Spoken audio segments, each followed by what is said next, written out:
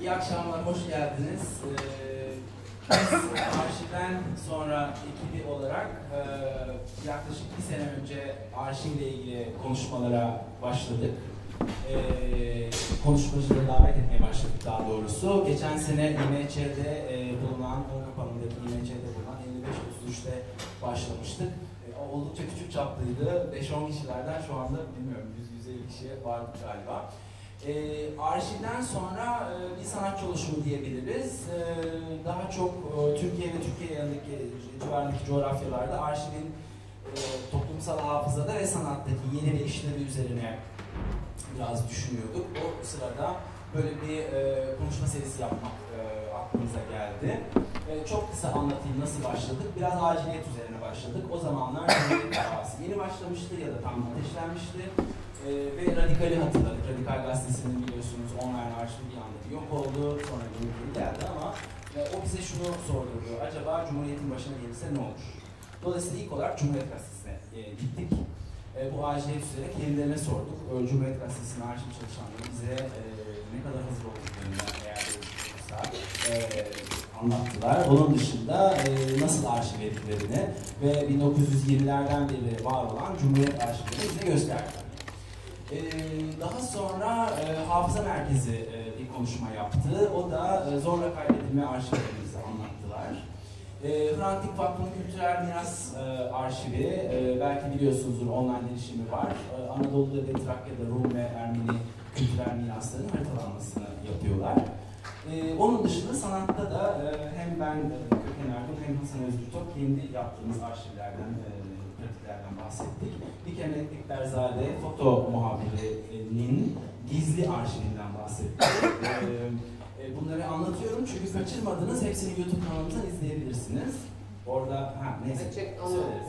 Hiç sorun değil. Yani arşivden sonra deseniz YouTube'da bulabiliyorsunuz konuşmaları. Bir kere Ekberzade mesela Birleşmiş Milletler tarafından görevlendirildiğinde Suriye ya da eski Irak Savaşı'nda alana ilk olarak götürülen foto muhabirlerinden biri. Orada çektiği fotoğrafları hiç kimseye göstermeme kontratı var. Kimse görmüyor. Sadece BM görüyor, kendi görüyor. Bu konuşmanın başlığı da gizli arşivi. Şimdi o çizgiden biraz böyle gelirsek, ikinci sezonumuzda ilk başta elle tutulabilir bir arşivimiz vardı. St. Petersburg'daki Vavilov Enstitüsü ki dünyanın en eski tohum arşivlerinden birine sahip. Türkiye'den topladığı tohumlarla ilgili bir konuşma yaptı Profesör Igor Loskutov. Bundan sonraki konuşmamız depoda olacak Kasım ayında. O da mübadelenin sözlü tarihi arşivini tutan büyük bir arşiv olan Küçük Asya Araştırmaları Merkezi'nden Stavros Bey diyeyim çünkü kendisi Türkçe yapacak konuşmayı, kurtuluştu kendisi. Biz bunları konuşurken Zeynep Sayın'la da arada konuşurken başka bir fikir de geldi. Arşivin imkansızlığı ya da arşiv olamama üzerine. Dolayısıyla biraz tabiri caizse manzur görün benim tersten bakıyoruz belki de bu konsepte diyebiliriz. Zeynep Hoca'yı tanıtmadan önce çok ufak bir ricam var.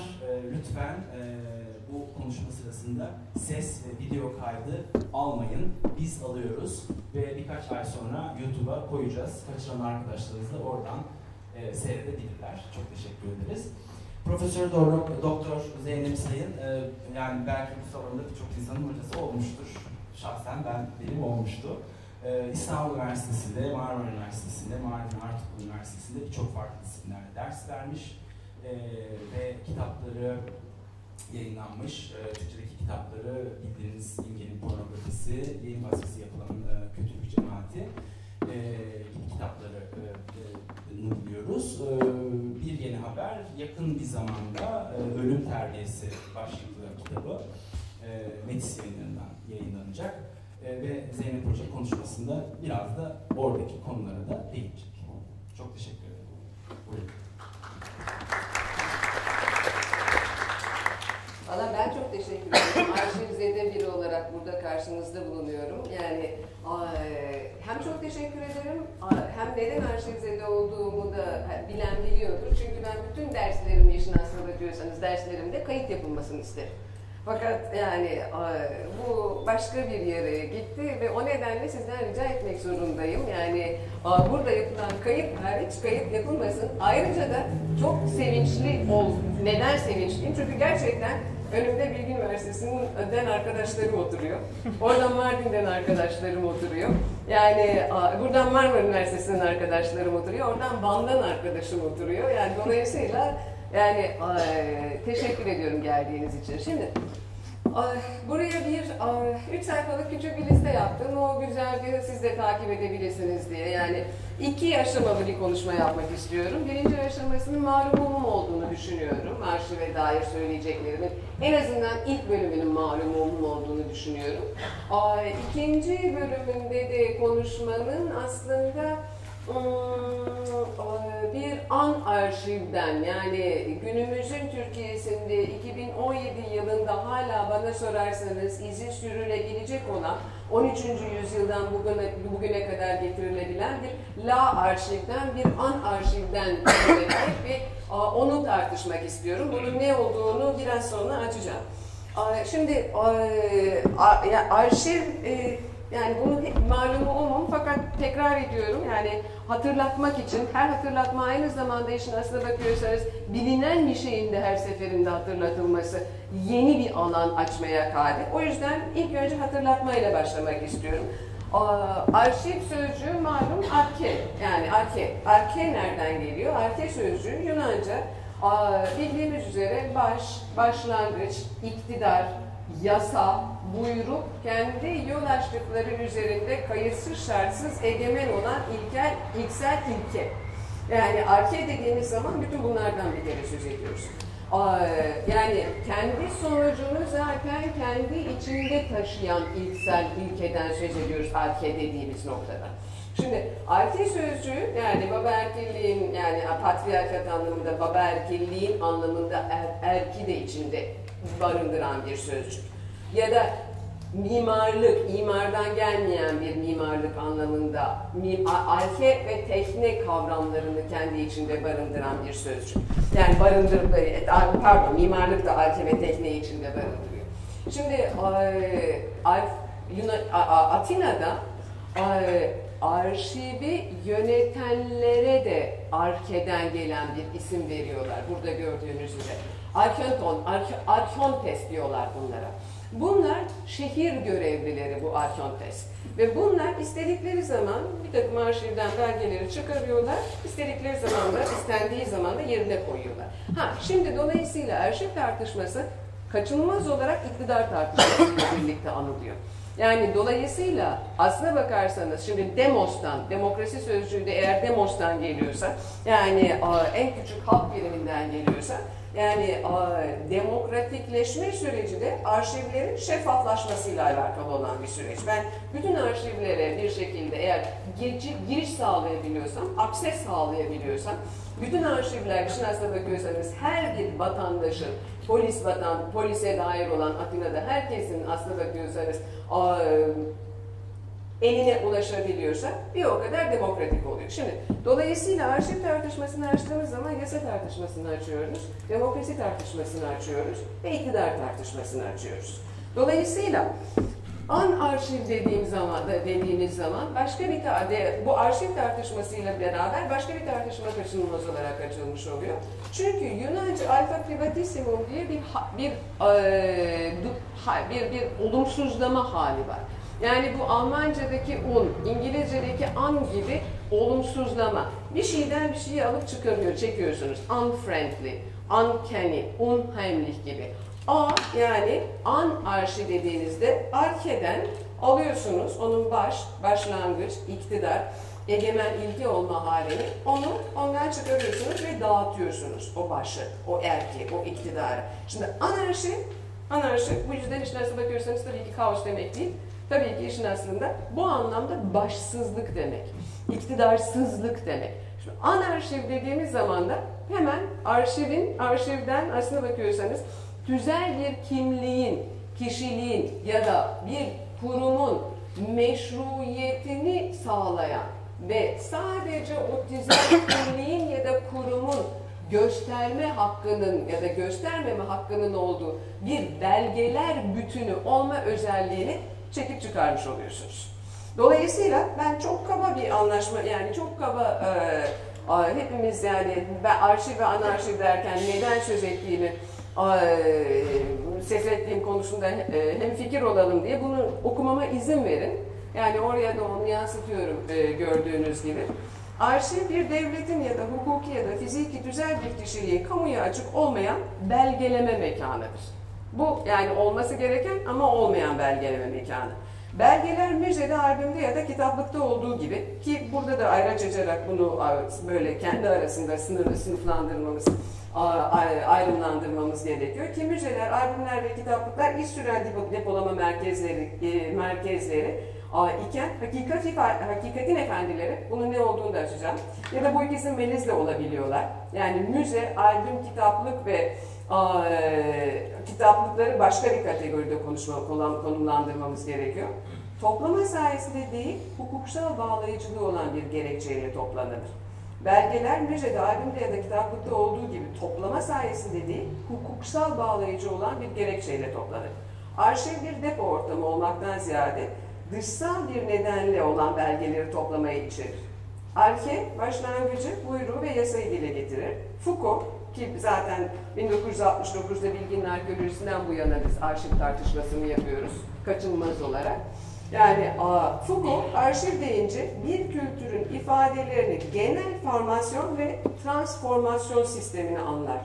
Arşiv her zaman yazılı belge şeklinde anlaşılmadığında çeşitli hatırlama ve hatıra pratikleri anlamına da gelebilir. Türkçesi benim berbatlığım olabilir. Bunun affınıza sığınıyorum. Fakat yani arşiv derken işin aslına bakıyorsunuz. Dolayısıyla direkt bir depolama ve bellek kavramından da söz etmemiz gerekiyor. Şimdi depo deyince benim çağrışımım, yani tabii ki burada Karaköy'de depomuz var. Yani işte Salt Beyoğlu'muz var, Galata'mız var. Yani buradayız hep birlikte. Yani depo deyince elbette eleştirel bir yerden de gelen tanımlamalar bunlar. Fakat depo deyince aynı zamanda başka bir yerden de başka bir yerden de bir şey de tabii ki sorguluyoruz. Depo aynı zamanda da aslına bakıyorsanız toplanılan nesnelerin, toplanılan şeylerin envanterize edilmesi anlamına da geliyor. Yani onlarla bizim kurduğumuz ilişki, işin aslına bakıyorsanız bir envanter ilişkisi. Ya ve dünyada olmuş bitmiş olan bütün şeylerle kurduğumuz ilişki bir envanter ilişkisi olmuş anlamına geliyor ki bunun da ayrıca bilahare bunun üstünde de dururuz. Sorgulanması herhalde gerekiyor. Şimdi anarşiv deyince bunu da okuyorum. Okumak can sıkıcı biliyorum ama yani buradan hepimiz takip edebiliriz. Anarşiv, belirli bir devleti ya da tüzel kişiliği meşrulaştırmaya çabalamayan şekilde nesnelerin toplanması anlamına gelir. Yani meşrulaştırmıyoruz. Çünkü diğerinde her seferinde bir tarih oluşturuyoruz. Bir arşiv, işin aslına bakıyorsanız, yani arşivleri kötülemek adına söylemiyorum bunu. Yani ama yine de en azından yani bazı yani sorular ya da işte evet sorular her seferinde bir takım yanıtlardan fazla alan, daha da değerli alanlar açarlar. Dolayısıyla aslında arşivler şeffaf da olmadıkları için, yani belirli bir elit zümrenin elinde de oldukları için yasayı da temsil ederler kaçınılmaz olarak ve aynı zamanda da o temsil ettikleri yasanın başını, başlangıcını ve sonunu meşru kılan tarihi de temsil ederler. Yani şimdi dolayısıyla anarşiv kavramı burada başka bir şeyi zorluyor sanki, başka bir kapıyı zorluyor sanki. Dolayısıyla anarşiv belirli bir devleti ya da tüzel kişiliği meşrulaştırmaya çabalamayan şekilde nesnelerin toplanmasını ifade eder. Çünkü aslında topluyoruz. Toplama. Arşivde de yani asıl olan aslına bakıyorsanız elbette ki toplama eylemi.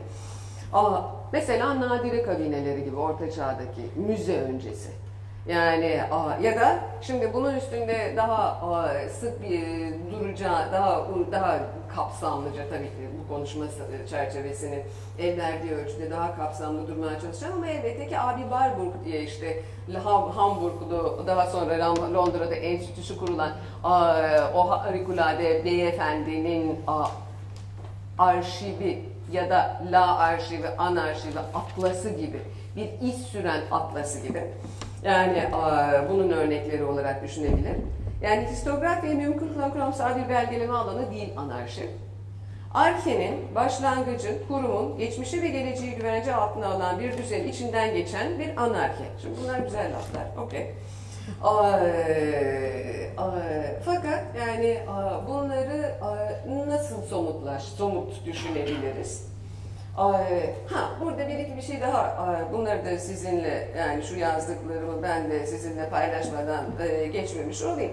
Yani işte bu Arkeontes, kent memurları, parantez içinde arşivleri düzenleyen vesaire vesaire.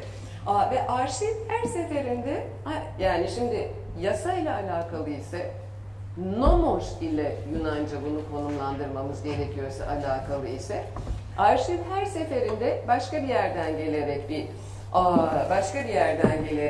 başka bir tanımlamayla bunu açmam gerekiyorsa her seferinde simgesel dili de konuşan bir şey, bir kurum. Ya, simgesel dil derken bunu Jacques Lacan'ın kullandığı anlamda simgesel dil diye kullanıyorum. Yani Jacques Lacan'ın simgesel dil tanımı da çok kaba olarak shortcut söylemek gerekiyorsa şu: simgesel dil bizim öğrendiğimiz, bizden önce orada olan, biz doğmadan önce orada olan, biz doğduktan sonra orada olacak olan, var olacak olan, bizim sadece bilincimizi değil, bütün bilinçaltı koşullanmalarımızı ve kodlarımızı ve en gizli emellerimizi, arzularımızı da ve rüyalarımızı bile belirleyen, çok shortcut bir bunu söylüyorum. Aslına bakıyorsanız babanın, yasanın, buyruğun, toplumsal olanın dili, simgesel dil. Yani şimdi dolayısıyla aslına bakıyorsanız aksesi olmayan, erişimi olmayan bütün arşivler bu dilin içinde kaçınılmaz olarak eğiliyorlar. Şimdi anarşiv başka bir yerden, dolayısıyla arşivi ben şimdi 3 şekilde konumlandırmaya çalışacağım. Burada yani birincisi hakikatin temsilcisi olarak bu simgesel dilin içinde %100 konuşan, bu simgesel dilin içinden %100 konuşan arşiv. İkincisi iz süren bir arşiv. Yani iz sürmek anlamında ne demek istiyorum? Hakikatin efendisi olarak, hakikatin ben vallahi billahi hakikati konuşuyorum diye konuşan bir simgesel düzenin içinden eylemeyen, fakat bir şeyin izini sürme anlamında. Carlo Ginzburg'un tarihçiliği anlamında mesela. Onun mesela harikulade tarihçinin neden bir iz sürümcü olduğuna dair harikulade kitapları vardır. Ya da Abi Warburg'un sanat kültür bilimciliği anlamında. Bir gerçekten optik geleneğin izini sürme anlamında bir dil. Bütün bunlar da aslına bakıyorsanız yine de sonuçta ne yapıyorlar?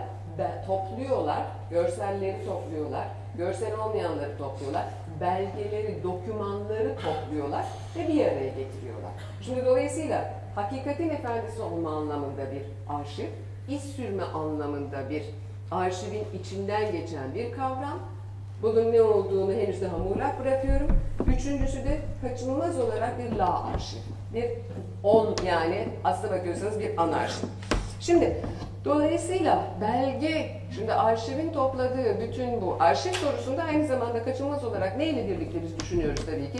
Bunu Foucault'dan bu yana biliyoruz. Bilginin arkeolojisi 1969. Belgeleme teknikleri. Yani bilgiyi ben nasıl belgelerim? Şimdi bunu da açıyorum şuradan, pardon. Şuradan devam ederek. Şimdi belge dediğimiz zaman aslına bakıyorsanız çok iyi, hoş bir yazar var. Amerikalı False Documents diye, Doktorov diye çok hoş bir yazar ve False Documents, sahte belgeler diye bunun bir metni var. Çok harika bir metin. Bu metinde şunu anlatıyor Doktorov. Diyor ki, ben diyor Amerika Birleşik Devletleri'nde yaşayan bir yazarım. Bunu o 90'lı yılların başında yazıyor. Yani yazarım. Ben istediğim her şeyi yazabilirim.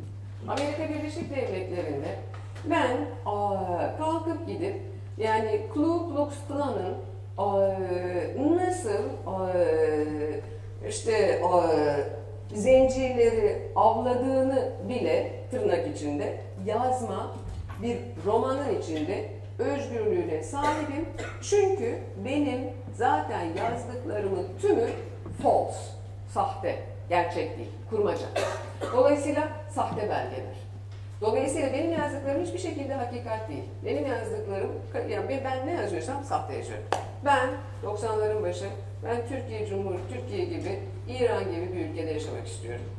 Ben yazdığım bütün sözlerin, kurduğum bütün cümlelerin hakikat olduğu düşünüldüğü için yargılandığı, devlet güvenlik mahkemeleri tarafından yargılandığı, bir sözün bir kemik, bir parça kemik gibi, yenen bir somon ekmek gibi kıymeti harbiyesinin olduğu bir ülkede yazmak istiyorum ben.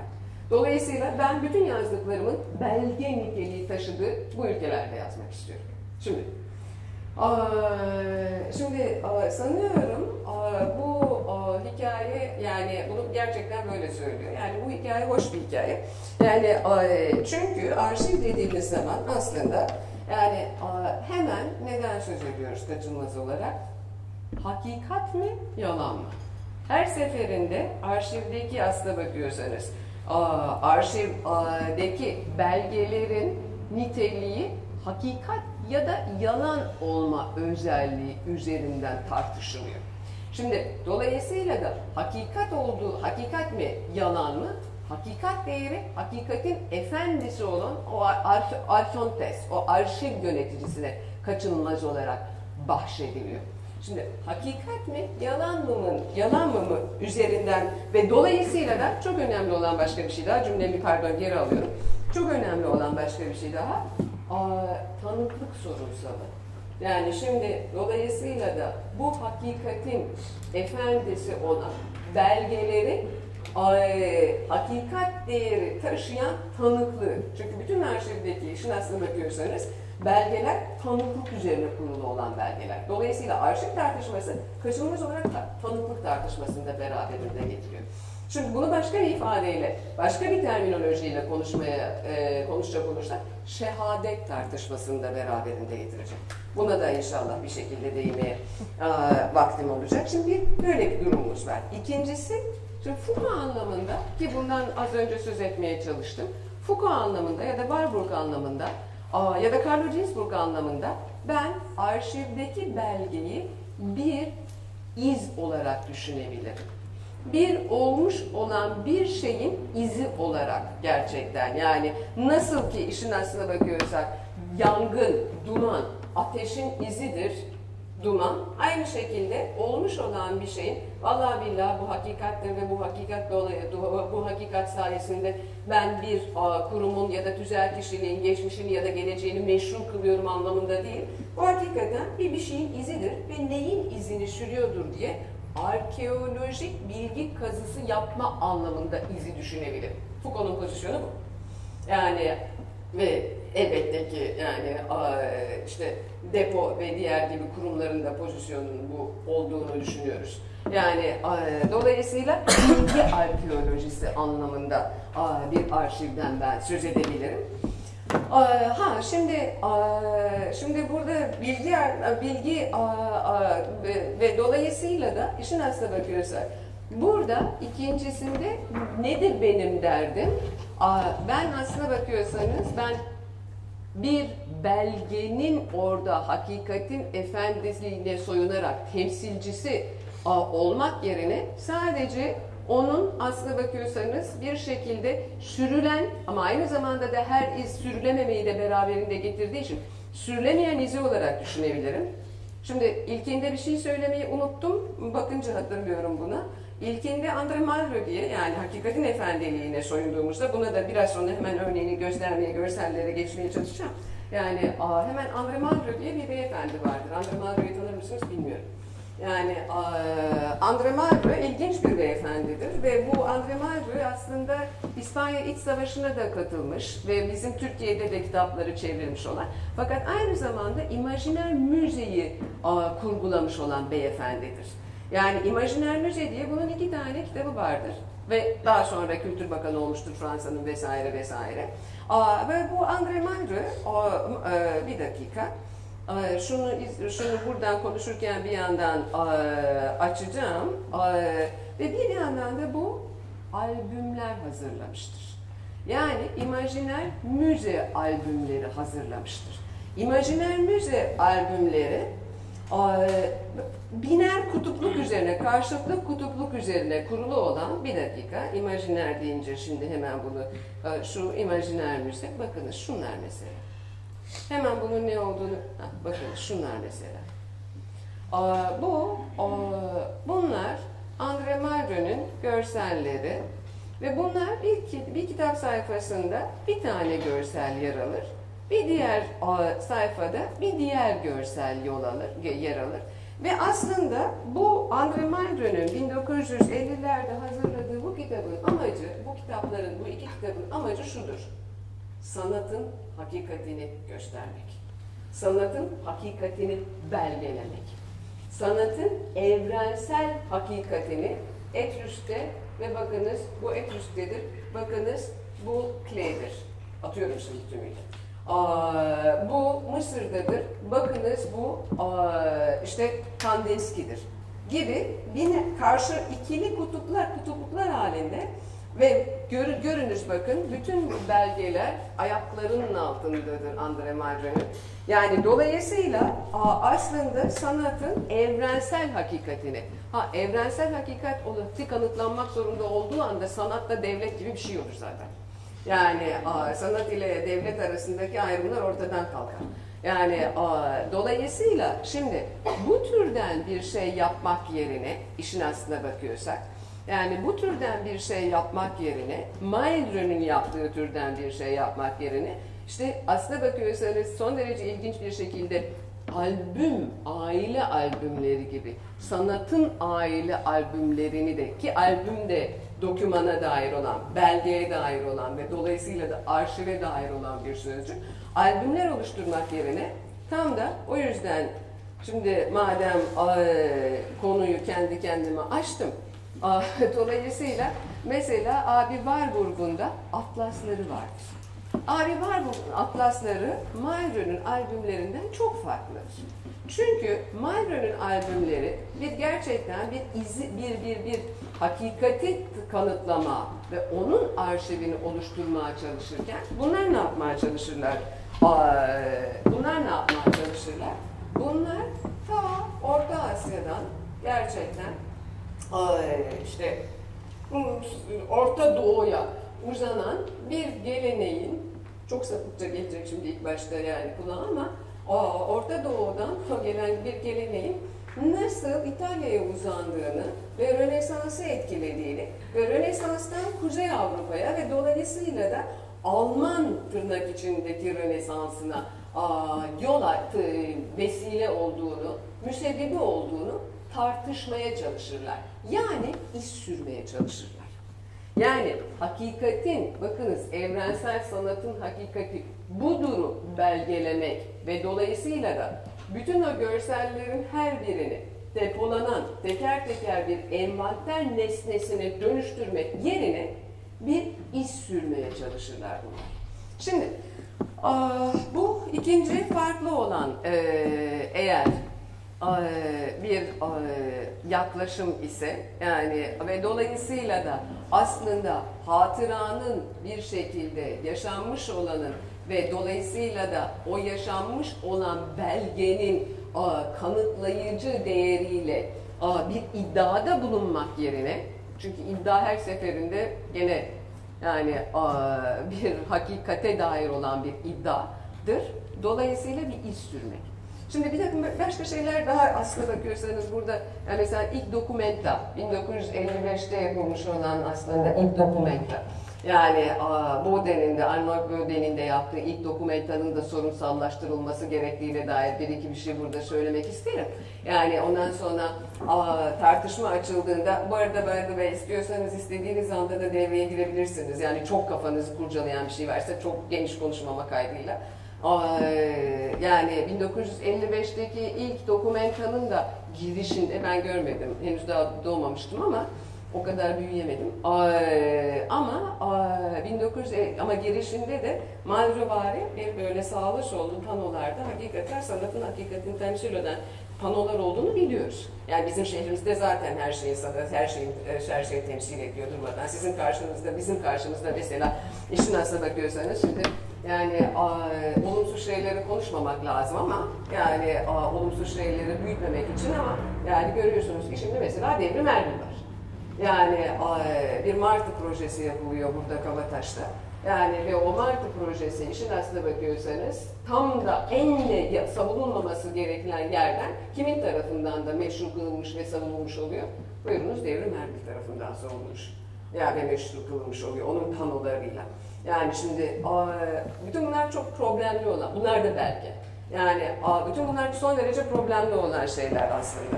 Her neyse şimdi gelelim daha da heyecan verici olan tanıklık kısmı yani hakiki anarşik kısmına. Şimdi bu ikinci iz kısmının da ben arşivin içinden geçmeye kadir olan bir şey olduğunu düşünüyorum ama anarşivin çok sağlam bir şey olduğunu, çok daha da sağlam bir şey olduğunu, anarşivin aslına bakıyorsanız arşiv sözcüğünü yani gerçekten çökertmeye kadir bir potansiyele sahip olduğunu ve az önce Lacan'dan söz ettim, Lacan'ın simgesel olanından söz ettim.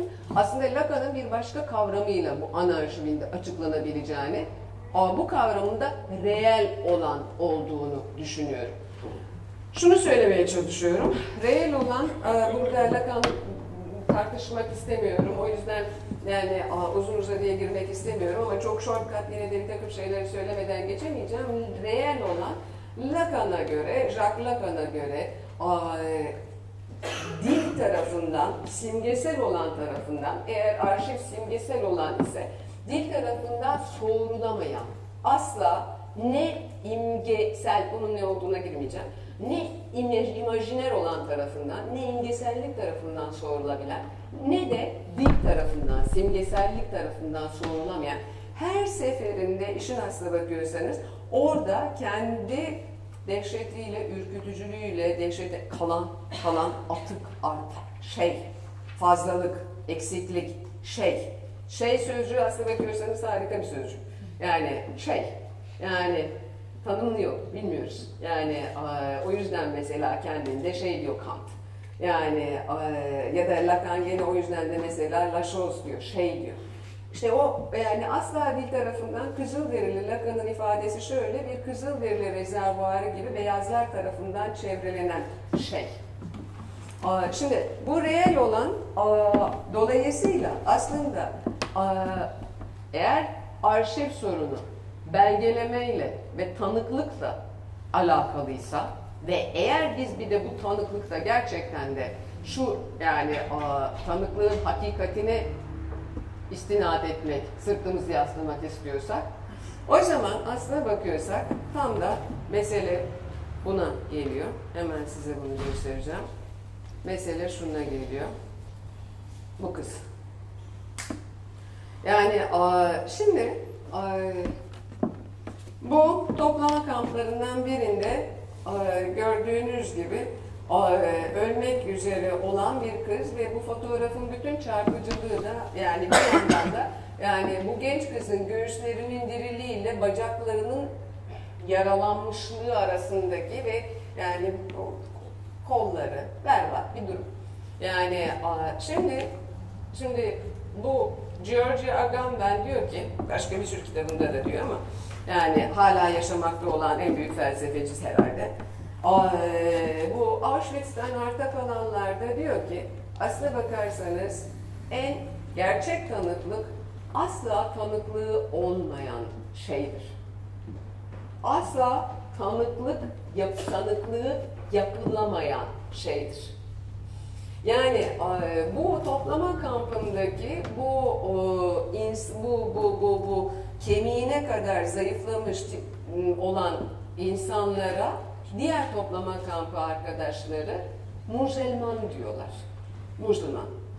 Bunun nedeni aslına bakıyorsak Müslüman sözcüğü, İslam sözcüğü teslimiyetten geldiği için. Bunlar kendi kaderlerine teslim olmuşlar. Bunlara dokunuyorsunuz, düşüyorlar ve ölüyorlar. Yani en küçük direniş geride kalmamış.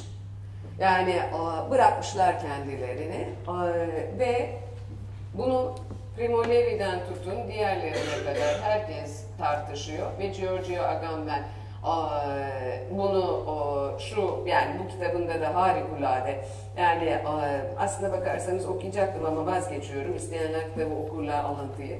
Yani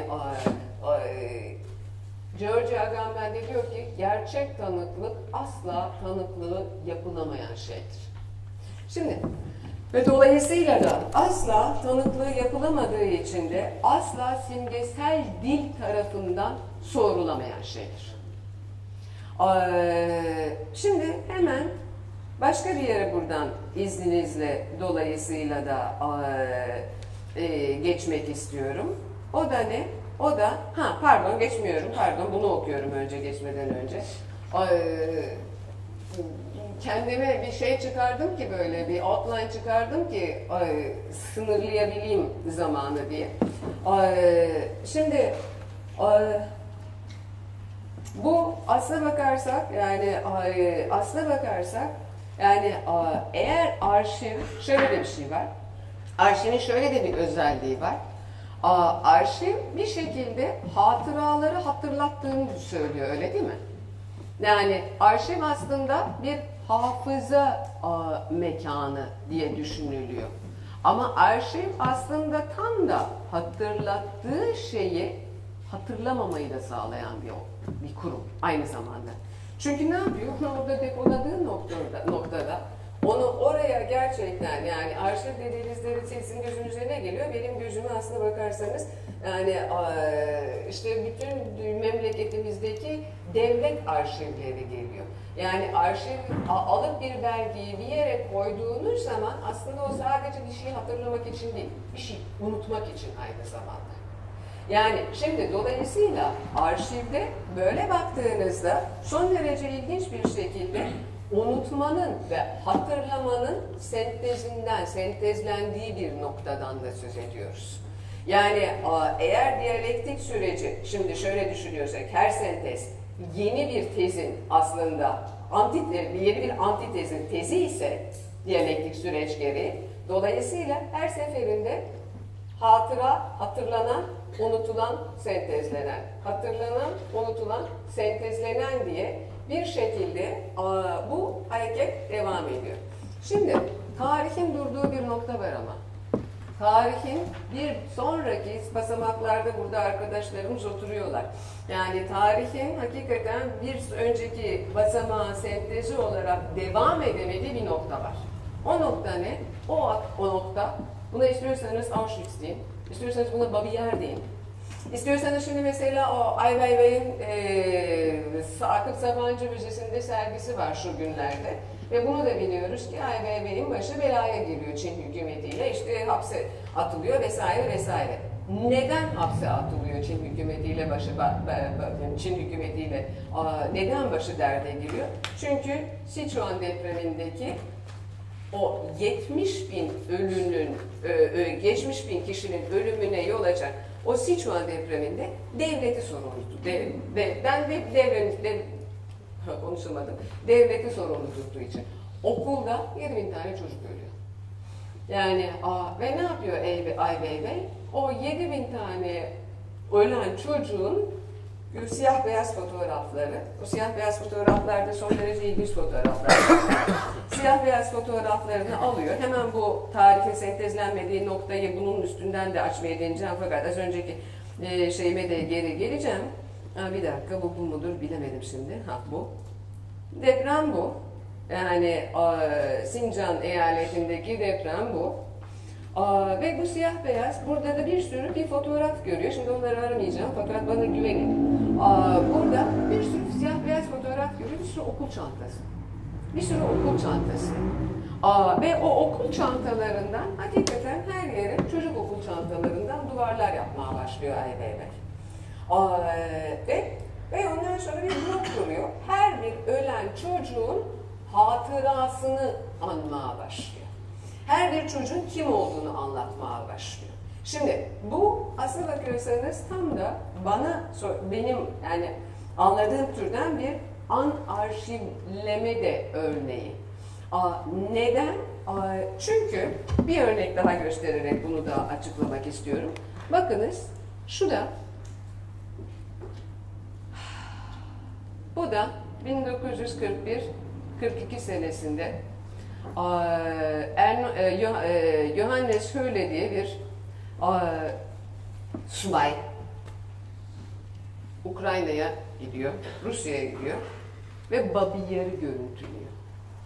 Şimdi Babi Yar'da, bütün bunları bir daha göster. Babi Yar neresi? Babi Yar, bir dakika gel buraya. Bakınız şu. Şeyin bozuldu, teker teker gerisin geriye. Bunu eğer yardımcı olan biri varsa şeyin bozuldu, onun için teker teker göstermek zorundayım. Bir şey göstermeye çalışıyorum ama bunu da yapmıyor gördüğünüz gibi. Şunlar asıl ilginçler. Bakınız Yahudilerden arta kalan kıyafetler. Bunları görüntülüyor.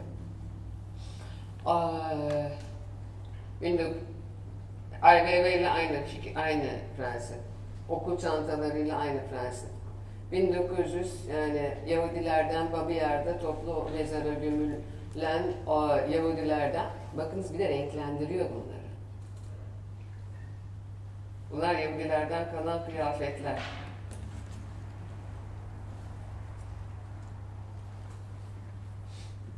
Bunlar 1942. Şimdi gene Yahudilerden kalan Boltanski'yi hepimiz biliyoruz. Boltanski de 1990'da zaten arşiv tartışmasını andığımız zaman ondan kaçamıyoruz. Boltanski de ölüler denizini yapıyor. Kıyafetlerden. Şimdi kıyafet, okul çantası. Bunlar son derece ilginç şeyler. Bunlar iz. Bunlar bedenin negatifi. Ben şu kıyafeti giyiyorum. Bu kıyafet benim bedenimin negatifi aslında. Ve benim bedenim buna dokunuyor. Benim izimi taşıyor. Dolayısıyla aslında fotoğraf gibi kıyafet iz. Yani fotoğraf da aslında yani bir bedenin izini taşıyan. Zaten de gümüş nitratta ilk başta çözülmeye başladığında zaten bir bedenin negatifi. Kıyafet de bir bedenin izini taşıyor. Şimdi dolayısıyla siz bütün bu ölenlerin izini taşıyan belgeleri alıp bir de bloğa koyduğunuz zaman okul çantası formunda, o zaman aslına bakıyorsanız işte an arşiv dediğim şeyi yapmaya başlamış oluyorsunuz. Ne demek istediğimi ve doğru ifade etmeye kadir isem eğer şey. Nereye konulduğu önemli mi? Efendim? Anarşiv yaratmakta nereye konulduğu, mekan nasıl sunulduğu önemli mi? Şimdi evet, temsil etmemek. Temsil mekanizmalarınca, çünkü temsil mekanizmalarının içinde yani aslında tabii ki hangi ortamda olduğu, onun ne olduğunu eğer belirliyorsa bir şeyin hangi ortamda sunulduğu, onun ne olduğunu belirliyorsa o zaman o ortamda bir egemenin elinde nereden alınıp nereye konulacağı gerisin geriye belli olan bir temsil mekanizmaları içinde, temsil mekanizmaları da derken de o yer almaması gerekiyor. Temsil mekanizması da derken neyi de kastediyorum? Temsil mekanizması derken mesela anıt. Yani anıt çakıyorsunuz. Yani anıt çaktığınız anda aslına bakıyorsanız yine tersinden bir yerden ne yapmış oluyorsunuz? Tersinden bir yerden eğer bir arşiv hatırlama anlamına geliyorsa ve aynı zamanda da unutkanlık demekse aslında onunla zaten unutturmuş oluyorsunuz. Unutkanlığa yol açmış oluyorsunuz. Yani aslında onun o dehşet verici olan şeyini. Bakınız bu temsil mekanizması falan değil. Bu hiçbir şey. Yani bu Boltanski. Bakınız yani bu alıyor burada bunları üst üste koyuyor.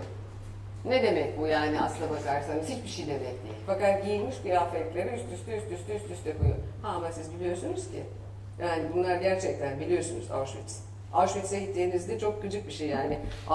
Oswiecim'e gittiğinizde Oswiecim'de bugün neyi görüyorsunuz? Tam da en olmaması gereken şey aslında. Tam da gerçekten de fotoğraf, kötü fotoğrafları görüyorsunuz. Ve dolayısıyla o türden bir aslına bakıyorsanız belgeleme sizin zaten ona mesafe kazanarak unutmanıza da yol açıyor. Soruda daha sonra istiyorsanız daha derinlemesine bu mevzuya gireriz. Her neyse, şimdi dolayısıyla, pardon şuraya geri geliyorum gene olduğu gibi. Şimdi şuraya geri geliyorum. Yani dolayısıyla yani bir aklıma bu konuşmayı Köken benden rica ettiğinde aklıma şu geldi benim.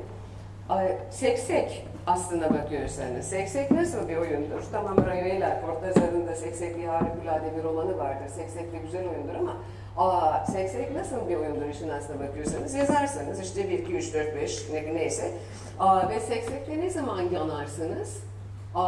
Aradaki çizgilere bastığınız zaman yanarsınız, öyle değil mi? Aradaki o yarıklara, eğer bunu kaldırım taşlarından yapıyorsanız da aradaki o yarıklara bastığınız zaman Seksek'te yanarsınız aslında. Şimdi dolayısıyla sanki bu anarşik olan işin aslına bakıyorsanız o Seksek'in içindeki aslında tam da o yarıklar gibi bana analojimde hata yapıyorsam yani beni ikaz edin. Fakat o Seksek'in içinde yarıklar gibi göründü. Başka bir ifadeyle hep unutmayın diyeceğinizi. Başka bir ifadeyle aslına bakıyorsanız, şimdi hemen konuyu tabii ki ikinci bölümüne dair taşımak istiyorum eğer daha hala yeterince vaktimiz var ise. İkinci bölümüne taşımak istiyorum. Daha şöyle, 2013'te biliyorsunuz işte burada 19 gün Gezi Parkı'nda bir Occupy hareketi yaşandı. Bu Occupy hareketinde de bir takım insanlar, bir takım başka insanlar tarafından marjinal olmakla suçlandı. Marjinal aslında marjdan geliyor, kenar çizgisinden geliyor. Yani şimdi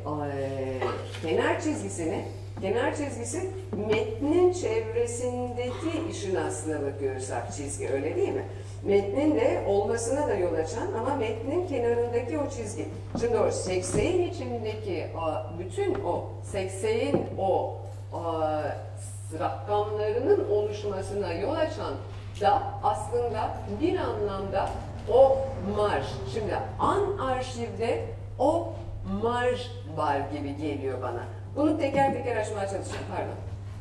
Ben de yerinde bir analoji olacak mı bilmiyorum da siz fotoğraflarla örnekleyince aklıma şey geldi. Arşiv iktidarla da gelen bir şey dediniz ya, arşiv kurmak iktidarla ilişkileri de sorgulamamıza yol açan bir ilişkiler haline getiriyor.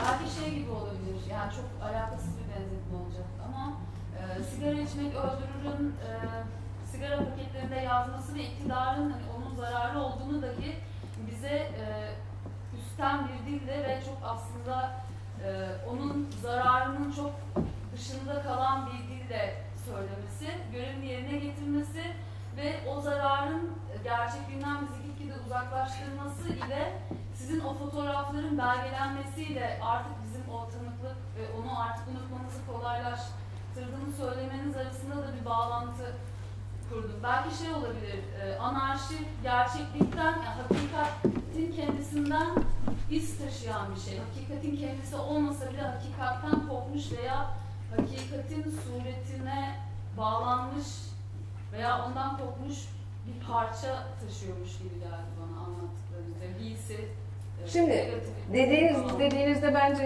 yani yöndeşen ve yaklaşan bir parça var. Hakikaten şöyle reel olana Zizek ondan sonra bir kitap yazıyor, yamuk bakmak diyor. Reel olana bakamıyorsunuz. Yani reel olan Lacan'ın tanımladığı anlamda ne imgesel ne de simgesel tarafından çevrilemeyen o şeyin işin aslına bakıyorsanız görüntüsü yok. Çok başka bir yerden bir şey söyleyeceğim anlatmak için, meselenin ne olduğunu anlatmak için ama yani benim bu yaz annem öldü. Şimdi annem ölürken dersler biliyorsunuz. Yani derste ben veriyorum bunu. Maurice Blanch'u benzeşmeyen benzeşim falan anlatıyorum zaten. 20 yıldır, binlerce yıldır bir takım şeyler. Fakat şimdi anne, bir sevdiğiniz bir insan ölürken gerçekten ne oluyor? Yani onun bu arada başka yani bu konuyu da çok uzatmayacağım ama yani ilginç bir şekilde bütün insanlarda ölürken yaşlılar ve hastalar dikkat edilmesi gereken 5 tane madde var. İşte sonuna kadar farkına varmış. Ben de bilmiyordum. Yani sonuna kadar aslına bakıyorsanız elini tutuyorsunuz, gidebilirsin. Yani çünkü gitmiyorlar bunlar. Yani geride insanlar bir sevdikleri kalacaklar diye endişe içinde gitmemeye de çalışıyorlar. Bırak kendini, gidebilirsin diye telkinde bulunman gerekiyor.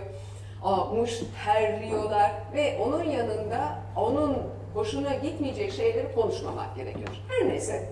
Fakat ne oluyor? Şuradan şuraya nefes geliyor. Nefes buradan buraya gelmeye başlıyor. Nefes buradan buraya gelmeye başlıyor ve ölüyor.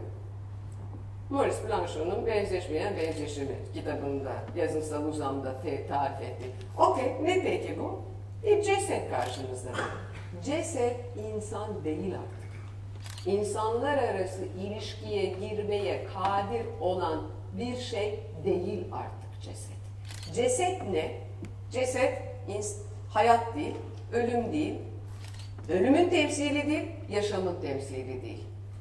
Cesedin ne ve daha da ilginci insan değil, antropoloji nesnesi değil ceset. Başka bir şey. Şimdi cesetle nasıl ilişki kurarsanız, ceset şey, reel olan bu. Reel olan herhangi bir şekilde, herhangi bir imgeselliğe, herhangi bir simgeselliğe çevrilemeyen, herhangi bir dilde hiçbir ismi olmayan şey. O yüzden la. O yüzden yok aslına bakıyor. Var tabii. De yani ne olduğuna dair bir dil yok, bir şey yok. Şimdi dolayısıyla tanığın aslında tanıklığın olmadığından söylediği yerde tam bundan söz ediyor aslında Hakan Bey. Tam aslında işte Boltanski ya da işte Ai Weiwei ya da başkaları tam da arşivin içinde aslında asla belgesi ve dili olmayacak olan şeyi çanta olarak oraya astığı zaman, kıyafet olarak oraya astığı zaman bundan söz ediyor. Sizin ortam sorunuza da geri gelmek gerekiyorsa. Yani tam bundan söz ediyor. Yani arşiv, yani temsil kolay bir şey. Temsil ederseniz, simgesel dile çeviriyorsunuz çünkü temsil ettiğinizde. Yani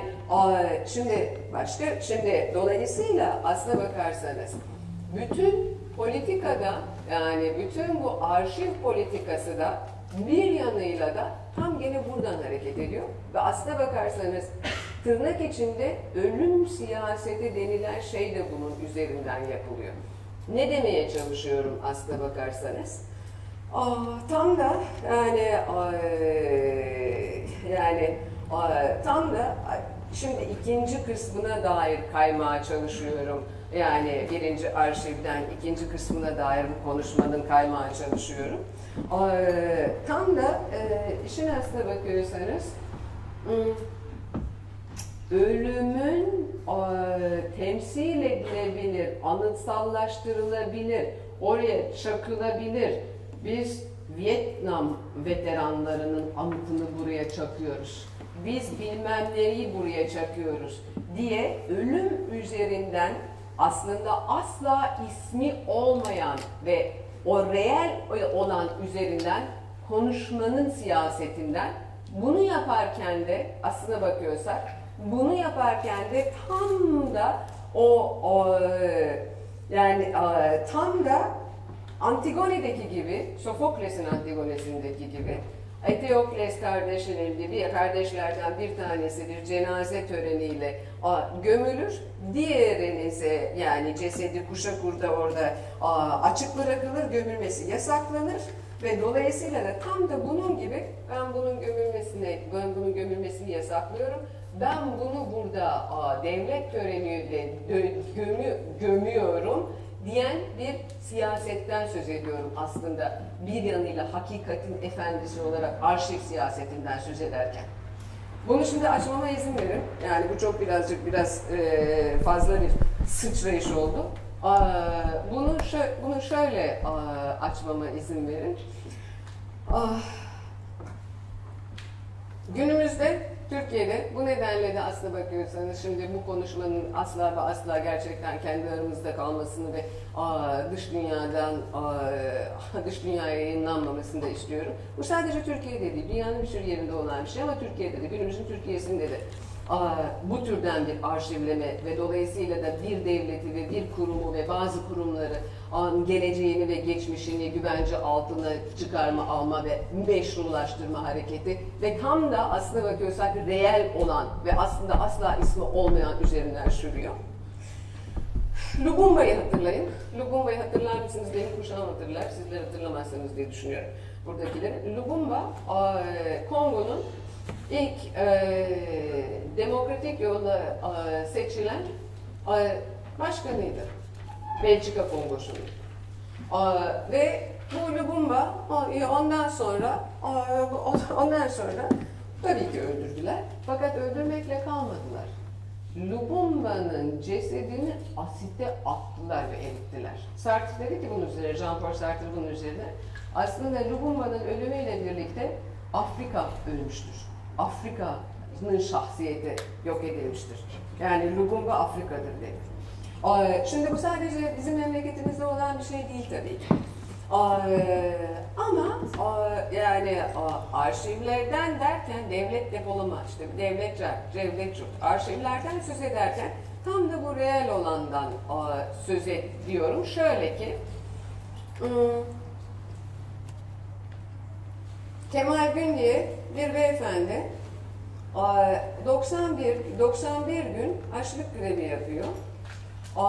Neden? O ölmüş olan oğlunun kemiklerini alabilmek için, kemiklerini bulabilmek için. Ya da Aysel Tuğluk diye bir kadın, hapiste bir milletvekili, bunun annesinin cenazesine saldırılıyor. Şimdi dolayısıyla burada çok ciddi bir dolayısıyla bütün bunları niye anlıyorum? Bütün bunlar işin aslına bakarsanız depolanmaması gereken bilgiler olarak kalıyorlar. Şimdi iki tane bizim büyük dünya tarihinde aslına bakıyorsanız aramız var. Diyalektik o az önce merdivenlerden burada söz ederken tez, antitez, sentezlenen derken iki tane dünya tarihinde 20. yüzyılda asla sentezlenemeyecek olan büyük yani aramız var. O aralığımız var. Yani şu şeyin aralıkları gibi, şu seslerin aralıkları gibi aralık var. Bu aralıklardan bir tanesi aslında Auschwitz'e, diğeri Gulag.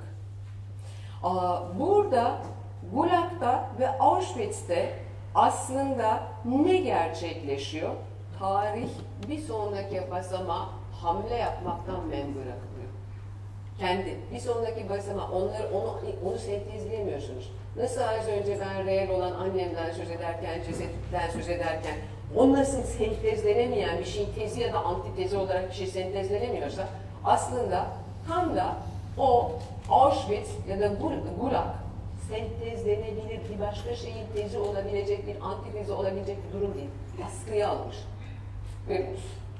Şimdi dolayısıyla ana arşivde derken ben sözcüğüne tam da bu tarihin askıya alındığı noktalardan söz ediyor. Yani tarihin ve dolayısıyla da bir arşiv oluşturmak, bir tanıklık, bir şehadet oluşturmak yerine tam da tanıklığı ve şehadeti oluşturulamayan, tam da o arşiv fikrinin aslına bakıyorsanız ve arşiv iktidarının içinde onu durmadan rahatsız eden, durmadan böyle tırmıklayan, durmadan böyle rahatsız eden o şeyin varlığı. Christian Boltanski'yi o yüzden göstermeye çalışıyorum. Yani biz yani bildiğiniz örnekler olduğu için ya da hepimizin yani işte o ya da IBB, Christian Boltanski vesaire. Yani şimdi memleketimizde de ne var? Memleketimizde de aslına bakıyorsanız küçük Auschwitz'ler ve Gulag'lar var. Yani o küçük Auschwitz'ler ve Gulag'lar, o yüzden Kemal Gün dedim, o yüzden o Aysel Tuğluk dedim. Yani şimdi o küçük Auschwitz ve o yüzden de az önce de şunu söyledim. 2013 senesindeki Gezi'den söz ederken de tam da o yüzden de aslına bakıyorsanız bir geleneğin devamı olarak bundan söz edebiliriz dedim. Bir şey soracağım. Ne kadar vaktim var? Pardon. Ben köken diye oraya bakıyorum, özür dilerim. Yani bence herkes zevk alıyor konuşmadan. Daha zamanımız var. Konuşabilir miyim biraz daha? Peki. Şimdi ilk önce yine de bunu buraya getirdim. Bunu okuyacağım. İzin verirseniz. Bu Yevtushenko'nun Ülkü Taner çevresiyle Babiyer şiirinin başı. Yani aslında başka şeyler de söyleyecektim ama bunu okuyacağım şimdi. Yine de okuyacağım. Hiçbir anıt yok Babiyer'de. Tek mezar taşı o dik yamaç. Korkuyorum. Yahudiler kadar yaşlıyım şimdi. Şimdi bir Yahudi gibi görüyorum kendimi. Eski Mısır'da dolaşıyorum. Çarmıha geriliyorum, şimdi ölüyorum. Çivilerin bir izi var üstümde. Şimdi dolayısıyla aslında tam da bu Babiyer benim derdim. Ve dolayısıyla şimdi Zizek, yani ben Zizek'ten çok fazla haz etmem ama bu çok sağlam kendi semptomunla yaşamayı öğren kitabı 1990'ların başında yazılmış olan bir metin. Bu çok doğru bir ifade. Okuyorum bunu. Simgeleştirmenin sembolik bir ölüm gibi olduğu malumu umumdur. Lakancı anlamda şimdi simgeselleştirmeden söz ediyoruz. Bir şey hakkında konuşurken onun gerçekliğini kaldırır, ayraç içine alırız. Bu şey hala canlı kalmayı sürdürse bile ona ölü gibi davranırız. Bu nedenle cenaze ritüeli simgeselleştirmeyi en arı biçimiyle temsil eder. Cenaze ritüeliyle ölü simgesel düzene dahil edilir ve bu sayede, Türkçem, bunlar benim hatalarım, çok özür dilerim. Bu sayede ölmüş olmasına rağmen cemaatin belleğinde ona sonrasal bir yaşam bahşedilir. Şimdi ölüm siyaseti derken aslında tam da buradan ve dolayısıyla küçük kulaklar ve küçük Auschwitz'ler var derken tam da buradan hareket etmeye çalıştım. Aslında cesedi, annemin cesedi olduğu gibi olan o cesedi gömmek zorundasınız ki onun hatırasını, imgesini bir simgesel arşiv bütününde depolayabilirsiniz, depolanabilir nesneye de dönüştürebilirsiniz, bir hatıra imgesine dönüştürebilirsiniz. Gömülmesi lazım ölülerin, simgesel ortak cemaat anlatıları için. Şimdi tam bu noktada yarılan bir durum var. Eğer siz o simgeselliğin düzenini sevdiğimden değil ama şunu sevmediğimden bunu söylüyorum. O simgeselliğin düzenine ölülerin gömülmesini yasaklayarak men ediyorsanız o zaman ne oluyor? O zaman Gulag'da ve Auschwitz'te olduğu gibi ölüler hayalet şeklinde, hortlak şeklinde geliyorlar. Bu anarşi. Ne demek istediğimi ifade edebiliyorsun. Yani onların o hortlaklığı, o hayaleti anarşi. Yani durmadan geri gelen. Şimdi ikinci bölümünü birazcık birazcık fazla yani kısa keseceğim. Şimdi bu türden bizim coğrafyamızda da ben işte o ölüm terbiyesi kitabını o yüzden yazdım. Yani fakat bunun hakkında 3 saat sizi alakoymayacağım. Çok kısa keseceğim. Mümkün olduğunca kısa keseceğim. O ölüm terbiyesinde, şimdi ikinci bölümünde tam da şunu tartışıyorum aslında. Bizim içinde yaşadığımız bu coğrafyada da aslında 2013'teki Gezi hareketine, Occupy hareketine de yol açan başka bir ölüm terbiyesi geleneği mevcut. Ve aslında bu La arşiv başka bir yerden gelerek mevcut. Bunu nereden gelerek ben bunun mevcudiyetini kanıtlama çalıştım? Nereden, neyin izini sürerek kanıtlamaya çalıştım kendimce? 13. yüzyılda çok ilginç bir şey oldu. 13. yüzyılda bizim bu şimdi içinde yaşadığımız topraklarda Moğollarla Harizmşah arasındaki savaştan kaçan buraya 1,5 milyon insan yerleşiyor, kaçıyor. Bunlar konar göçer. Bu konar göçerler burada zaten bu coğrafyalarda bu coğrafyada kuzeyde yaşamakta olan, mesela işte Sinop'ta yaşamakta olan, o fıçıda bileceksinizdir, bir tane Diogenes diye birinin takipçisi olan Gnostikler var, Marcion filan gibi. Bunlar da geleceksiniz. Fakat Pavlusçular var. Bunlarla harmanlanıyorlar.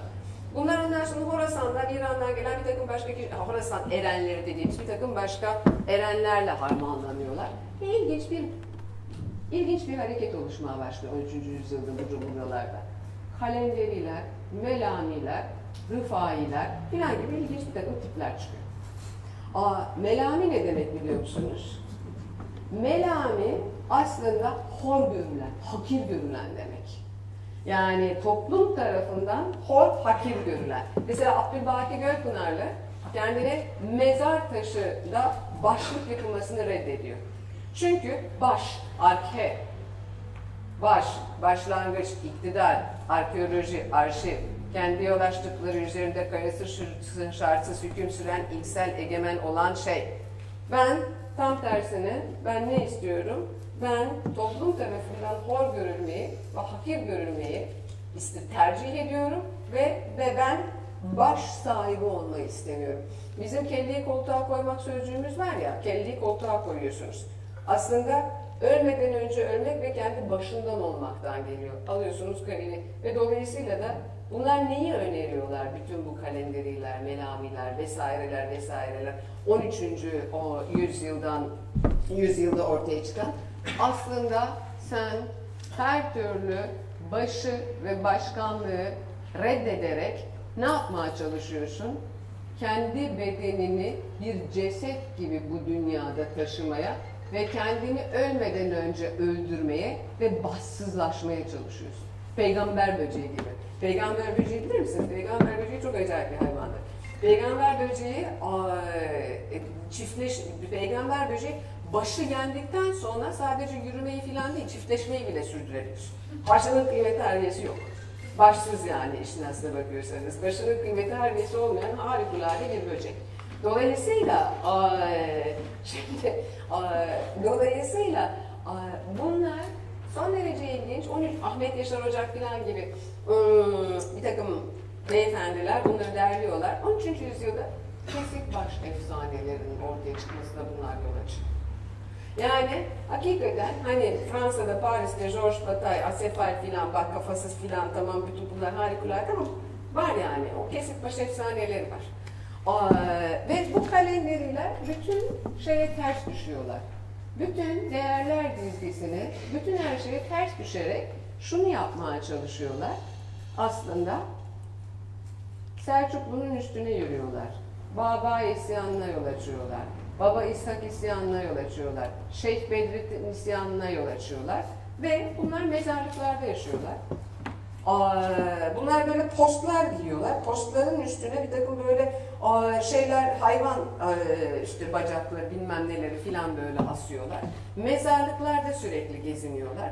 Buldukları dileniyorlar. İslamiyet'te aslında dilenme diye bir şey genelde yok. Fakat bunlar bildiğiniz derviş. Yani bir yerden bir yere yürüyorlar. Ve paraya diyorlar ki, işin aslına bakarsanız, paraya bok muamelesi yapıyorlar. Paraya dokunursam kirlenirim. Yani ve dolayısıyla da bunlar aynı zamanda da gnostikler. Gnostik derken şunu kastediyorum. Gnostisizm şunun üzerine kurulu. İki ayrı tanrı, bu tek tanrı değil, iki tanrı vardır inanıyor gnostikler. Bunlar İslam dünyasının yegane gnostikleri. Yani Yahudi dünyasında ya da Hristiyan dünyasında gnostikler olduğunu biliyoruz ama İslam dünyasında kalenderiler, harbi gnostikler. İki tanrıya şöyle inanıyorlar. Bu dünyanın tanrısı berbat bir tanrı. Çünkü Selçukluların tanrısı. Yani dolayısıyla Selçukluların üstüne yürüyelim. Ve gerçekten bunlar Selçukluların üstüne ayaklanıyorlar ve yürüyorlar. Ve dolayısıyla da öte dünyanın iyi tanrısı uğruna bu dünyanın bütün değerlerini reddediyorlar. Kabul etmiyorlar. Şimdi 13. yüzyıl ondan sonra Bütün bunları çok kısa, çok kısa geçiyorum. Fakat son derece ilginç bizim Osmanlı arşivleri. Şimdi Osmanlı Bankası arşivlerimiz de var, arkadaşlarımız var. Yani ama Osmanlı arşivleri. Şimdi Osmanlı son derece ilginç bir şekilde tarihçilerden özür dileyerek bu kadar bütün bunları kısa söylediğim için söylüyorum ama yani geçtiğim için bütün bunları söylüyorum ama şimdi bu aslında bütün devletin Sünni iktidarı tam da bunların varlığının reddiyesi üzerine kuruluyor. Küçük bir şey göstereceğim, çok uzatmayacağım.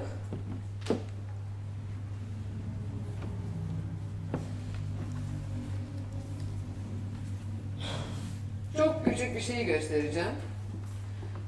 Bunlar çok küçük birkaç şey göstereceğim. Ondan sonra konuşmayı çok uzatmadan bunu sadece bir anıştırma olarak bırakarak bitireceğim. Bu Jerome'un 19. yüzyıldaki Jerome'un artık günümüze kalmamış olan bir görseli. Bu bir kalenderi dervişi. Kalenderi dervişi gördüğünüz gibi çıplak, tıraş oluyor, dövme yapıyor, halka takıyor. Bu bir kalenderi dervişi. Bu kendini bütün Şia gibi, bu 19. yüzyıldan kalma kartpostal, kendi bedenini yer alıyor. Bu siyah kalem. Bir şey göstereceğim, pardon. Bir şeye dikkat çekmek istiyorum. Bu kalenderi dervişi,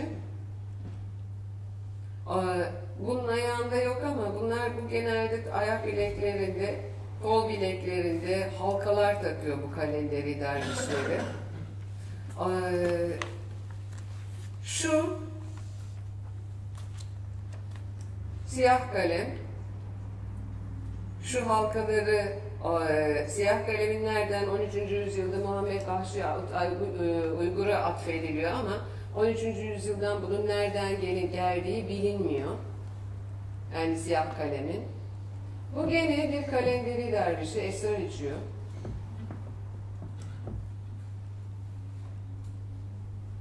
Bu Miraçname, peygamber Burak'ın üstünde cehenneme gidiyor. Bu cehennem zebanisi. Vesaire. Şu Şenlikname'den bir İbrahim Paşa Sarayı'nın önündeki önünden esnaf alayları geçerken bütün dervişler de derviş alayı olarak geçiyorlar. Burada bir kalenderi dervişi. Burada keza yine bir kalenderi dervişi. Aynısı galiba hatta. Son bir de şunu göstereyim izin verirseniz. Bu Jerome yine bir kalenderi dervişi camide. Şimdi bunu benim anıyor olmamın nedeni şu. Koca Mustafa Paşa, Ahmet Koca Mustafa Paşa diye biri harikulade bir kitap yazıyor bu Ahmet Yaşar Ocaklar'dan filan sonra. Ve İslam'da Sufi Marjinaller diye bir kitap yazıyor. Yani bunlar marjinal sufiler. Ve bunların dertleri, işi gücü, işin aslına bakıyorsanız ölmeden önce ölmeyi ve arşivden ve arkeden baştan kaçmayı öğrenebilmek. Şimdi ben bal gibi şunu düşünüyorum. Bu ikinci kısmının çok yüzeysel ve çok kısa olduğunun farkındayım. Fakat belki bu başka şeylere vesile olur, bir araya gelmelere vesile olur. Şimdi bu ciddi bir gel altında bunun bir geleneği var. Bütün arşivler tarafından bugüne kadar aslında reddedilmiş olan. Çünkü bunlar anarşistler. Bunlar İslam toplumu içinde anarşistler. Ve dolayısıyla şimdi bu anlamda bunların geleneğinin ben Cevap Bırak üstünden, Yüksel Arslan üstünden, günümüzde mesela harikulade İhsan Oturmak üstünden, tanıyanınız var mı İhsan Oturmak'ı bilmiyorum ama yani İhsan Oturmak'la bir tanıştım, çok geçirdim. Size de bir dakika bunu hemen göstereceğim. İhsan Oturmak'ı tanıyanınız var mı? Ben tanımıyordum, yeni tanıdım. Öyleymiş, ben yoktum o zaman. Hocam bir de kum nesli, Seyit Nesli'nin minnet eylemem diye yani Türkçe olarak da şu an söylenen sözleri de aynı bu şekliyle yeryüzünün haritesi hünkâr'a minnet eylemem, bugün yerim, bugün bu, bugün yerim. Yani o da aynı herhalde bu gelenekten geliyor. O da 14. yüzyıl. Evet, yani şimdi bir dakika, evet Libyalı hemencecik shortcut bir şey söylüyorum ama bakar mısınız? Ben bayıldım.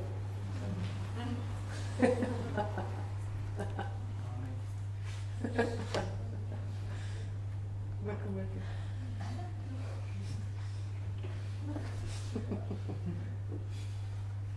Evet, depoda. Bu da ilginç tabii. Yani İhsan Oturmak'la arşiv konuşmasına ve dolayısıyla depoda konuşmaya yani depo konuşmasına başlayıp ondan sonra bunu İhsan Oturmak'la da bir şekilde bitişlendiriyor olmak da ilginç çünkü doğru. Tam da İhsan Oturmak, bunu bilerek yapmadım şimdi, gevezeliğimden gösterdim İhsan Oturmak. Fakat tam da İhsan Oturmak da buraya denk düşüyor aslında. Yani bu da tam da yani arşive sığmayan fakat depoda sergilenerek arşivin içinde arşive sığmayan o şeyi ifade eden bir iş herhalde yapmış diye düşünüyorum. Şimdi arşive sığmayan, arşiv tarafından sorulamayan bir geleneğin bu coğrafyada bütün bu kalenderiler üzerinden ben günümüze kadar geldiğini ve Occupy hareketlerinde bunun üzerinden de gerçekleştiğini düşünüyorum. Şu son bir şey söyleyerek cümlemi bir 5 dakikanız daha alarak bitireyim bu konuşmayı izin verecek olursanız. Cemaat. Yani cemaat tartışmaları, cemaat nedir? Gülen cemaatinden söz etmiyorum. Cem edilen, birlikte insanları getiren cemaatlerden söz ediyorum. Yani insanların bir araya geldiğinde oluşturdukları cemaatlerden söz ediyorum. Şimdi cemaat tartışmaları, işin aslına bakıyorsanız nelerin üzerinden yapılan tartışmalar? Sürekli ortaklık üzerinden, ortak bir dil üzerinden ve ortak bir kimlik üzerinden yapılan tartışmalar. Yani ortak dil, ortak kimlik.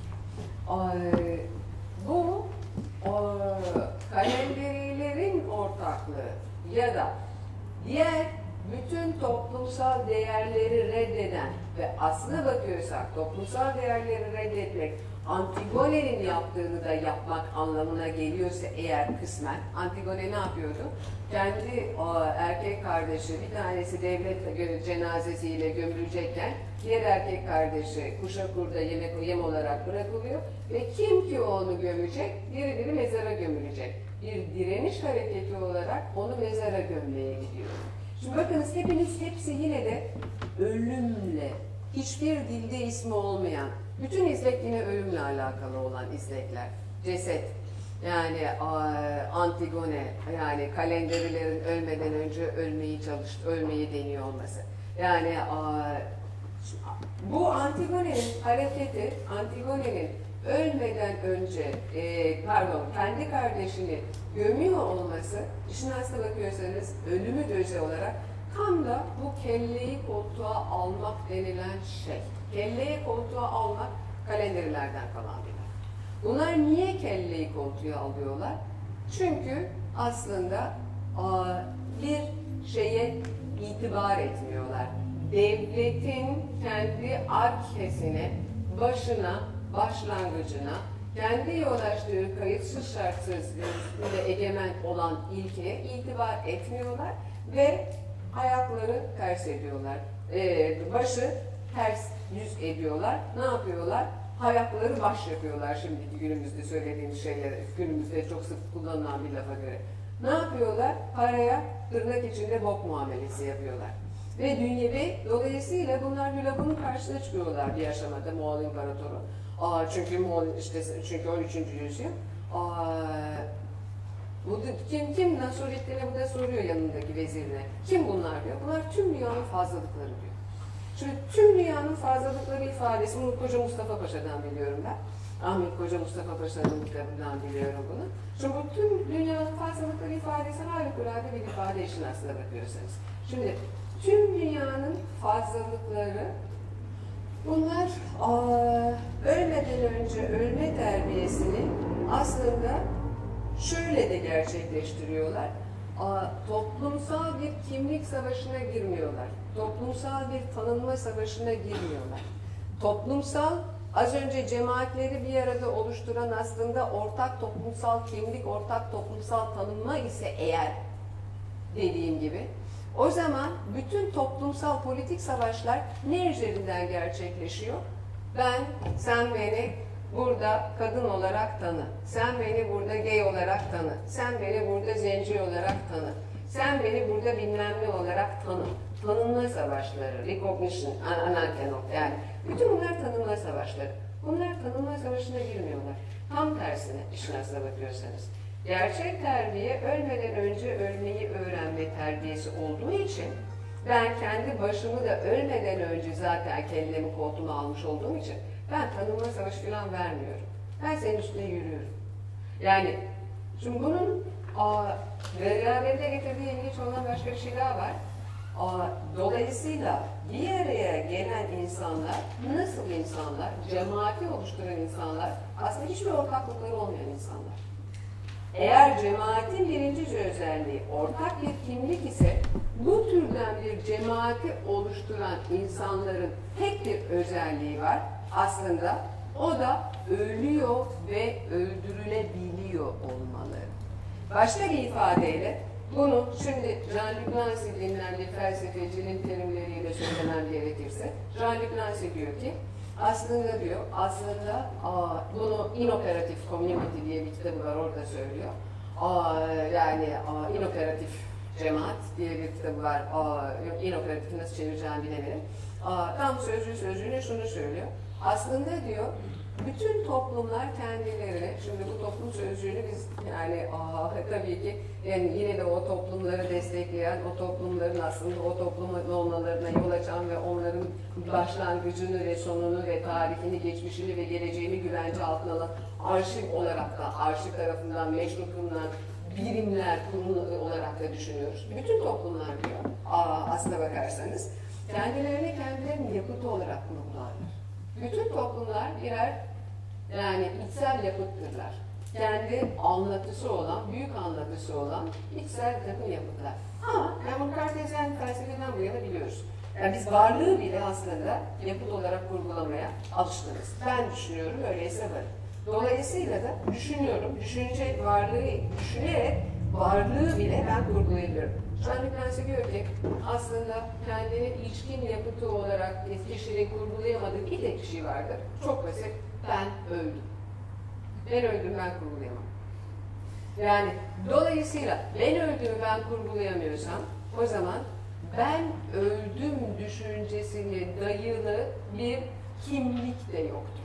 Şimdi dolayısıyla da aslında bu kalemlerileri bir araya getiren yegane şey aslında tam da az önce sözünü etmeye çalıştığım simgesel dil tarafından, imgesel dil tarafından, hiçbir şey tarafından şuurulamayan, dili olmayan, aslında ben öldüm düşüncesini kelleği koltuğuna alarak bugünün de taşıyan, bugünün de taşımaya kadir olan ve o yegane ortaklığı aslında ölümlü olmak olan bir cemaatsizlik, la cemaat. Çünkü bu anarşi. Ne demek istediğimi doğru ifade etmeye kadirsem. Dolayısıyla bu anarşi ve anarşiv geleneğinin ben bu ülkede de olduğunu düşünüyorum.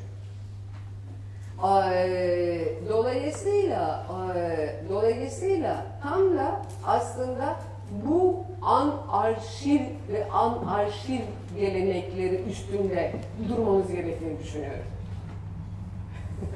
Ne demek istediğimi doğru ifade edebilirsem. Teşekkür ederim.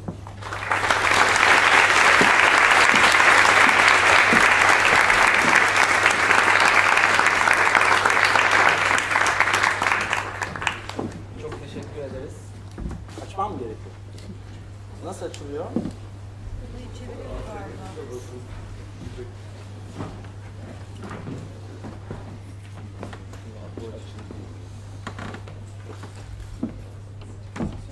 Çok teşekkür ederiz. Biraz zamanımız var. Eğer siz yorumladıysanız, Ben yorumladım. o zaman soru cevaplara geçelim lütfen. Lütfen mikrofonu bekleyin. Ben elimden geldiğince herkese söz vermeye çalışacağım. İlk soru buradan. Kalender dervişlerinden bahsederken Pardon. kalender dervişlerinden bahsederken onların belirli bir kimlik altında toplanmaları ve cemaatsizlik altında yaşamalarının anarşiv kültürüne bir noktada yakınlaşmaya sebep olduğundan bahsettiniz. Yani belirli bir noktada anarşiv olduğundan. Evet. Peki 21. yüzyıl dünyasında bu kadar büyük bir kimlikselleştirme, kimlik kazanma ihtiyacından bahsedilirken bu kişinin otoriter rejimler altında kendini tarihe kaydettirme aşaması mıdır? Bu belli bir noktada kişinin objektif yaklaşımı ya da tarafsızlığı kaybetmesi midir? Kişi derken ne kastettiğinizi anlamıyorum. Yani grup mu, cemaat, kalenderin demek istiyorsunuz? Belli bir noktada.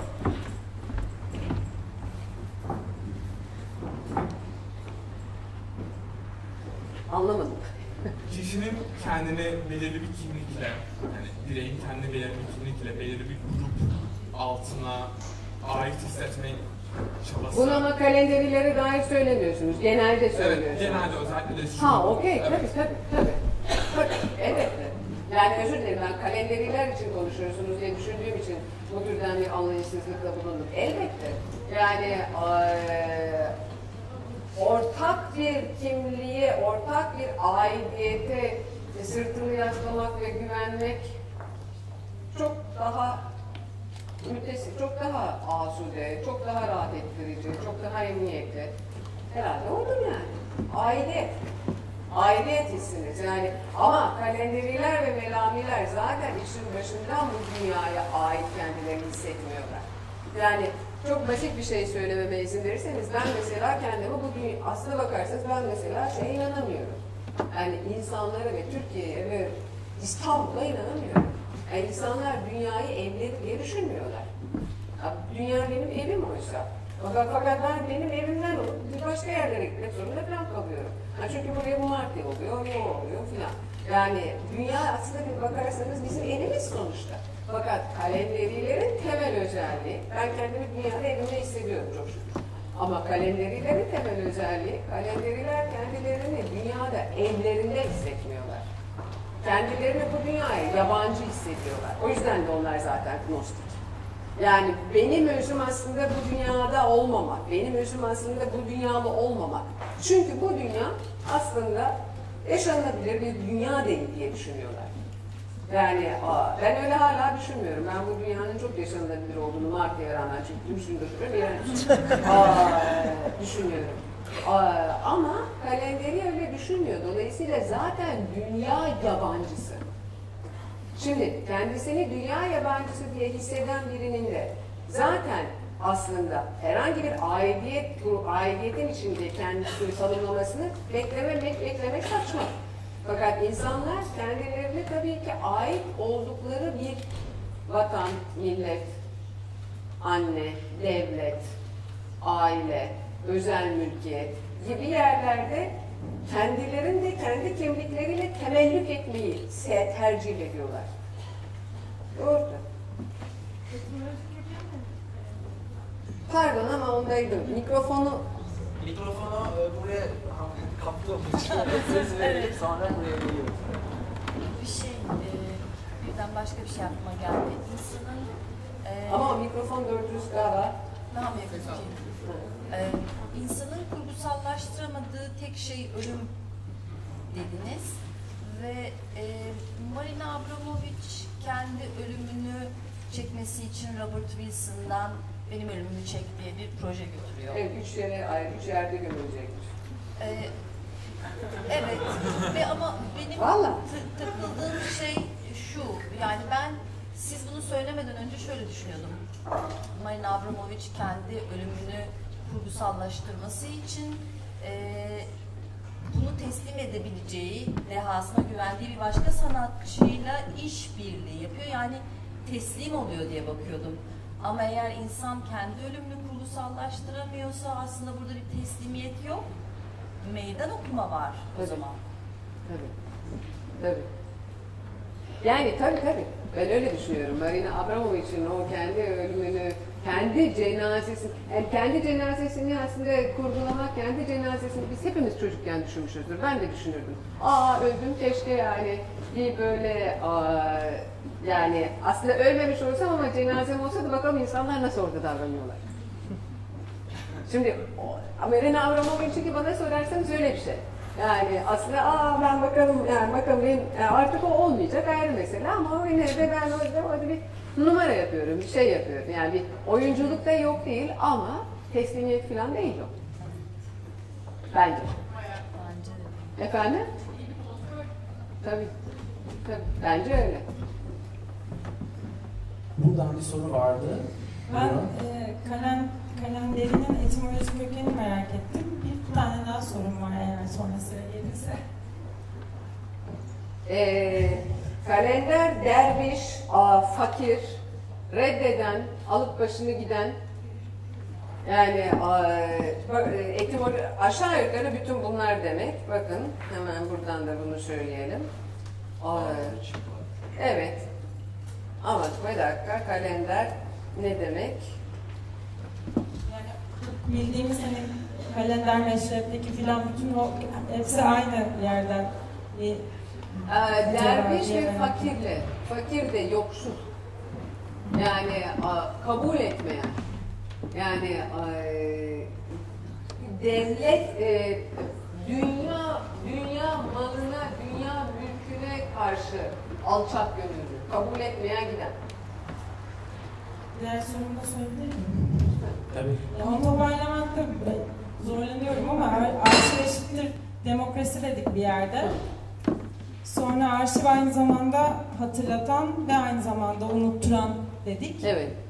Ve o zaman unutturan bir tarih okuması, yani o arşivi varsa arşiv eşittir demokraside de böyle bir çatırdama olmuyor mu?